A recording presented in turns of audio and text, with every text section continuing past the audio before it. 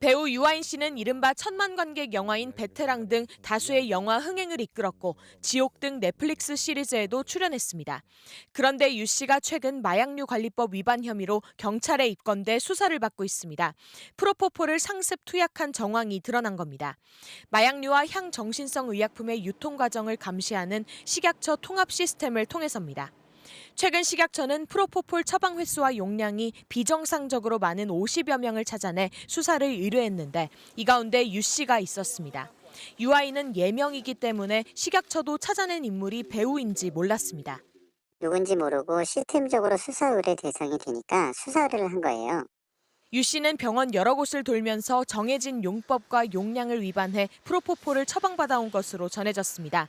수사에 착수한 경찰은 유 씨의 출국을 금지했고 지난 5일 불러서 조사했습니다. 취재 결과 유 씨는 프로포폴뿐 아니라 또 다른 마약류를 투여했을 가능성에 대해서도 조사를 받고 있는 것으로 확인됐습니다. 소속사 측은 MBC 취재팀에게 프로포폴과 다른 마약류 성분에 대한 검사도 진행 중이라며 2주 안에 국립과학수사연구원 정밀검사 결과가 나올 것이라고 밝혔습니다. 경찰은 서울 강남구와 용산구의 성형외과들을 압수수색하며 수사를 확대하고 있습니다. 유 씨는 올해 넷플릭스 영화 승부를 비롯해 차기작 3편의 공개를 앞뒀던 상황인데 예정대로 진행될지는 불투명해졌습니다. 앞서 2년 전에도 배우 하정우 씨가 프로포폴 상습 투약 혐의로 3천만 원의 벌금형을 받는 등 대중문학의 프로포폴 논란이 계속되고 있습니다. MBC 뉴스 구나인입니다. 지난 결심 공판에서 돌연 자신의 프로포폴 불법 투약 혐의를 순순히 인정했던 이재용 삼성전자 부회장. 오늘 1심 선고를 앞두고 다소 굳은 표정으로 법원에 모습을 드러냈습니다. 지난 재판부터 인정하셨는데 설명 좀 부탁드립니다.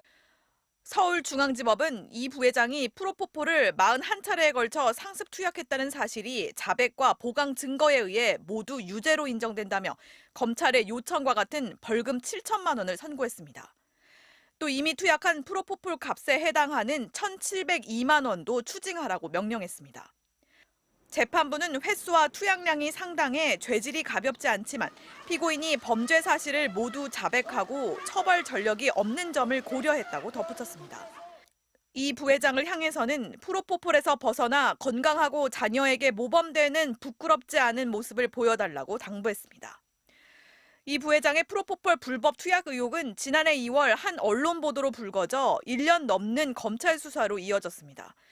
이 부회장의 요청에 따라 올해 3월에 열린 외부 전문가들의 검찰 수사 심의위에서는 기소에 대한 찬반 의견이 7대7로 팽팽히 맞서기도 했습니다.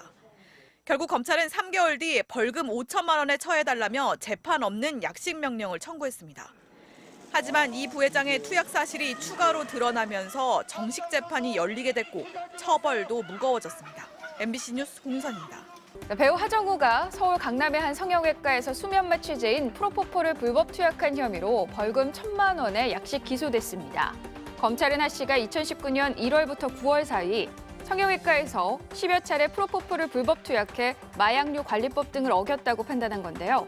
하 씨는 소속사를 통해 낸 입장문에서 여드름 흉터로 피부과 치료를 받아왔다고 말하며 레이저 시술과 같은 고통이 따르는 경우에는 수면 마취를 한 상태에서 치료를 받았다라고 설명했습니다.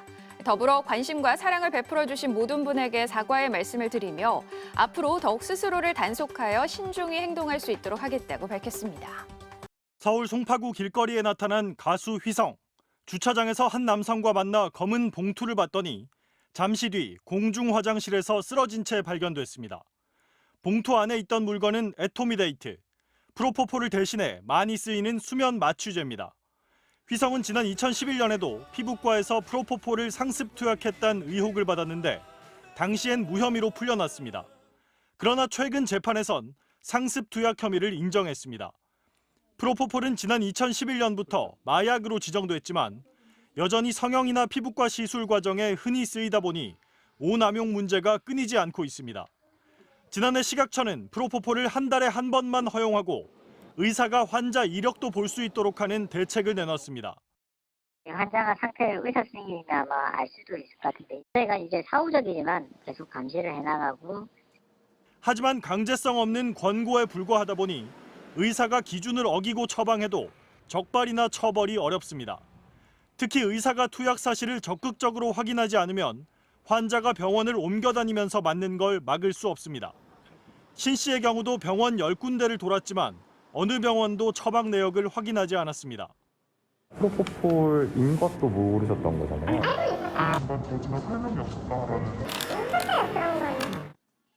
지난 2015년부터 5년 동안 마약류 의약품을 과다 처방한 의료기관은 158곳에 달했고 오남용한 약품은 프로포폴이 42%로 가장 많았습니다.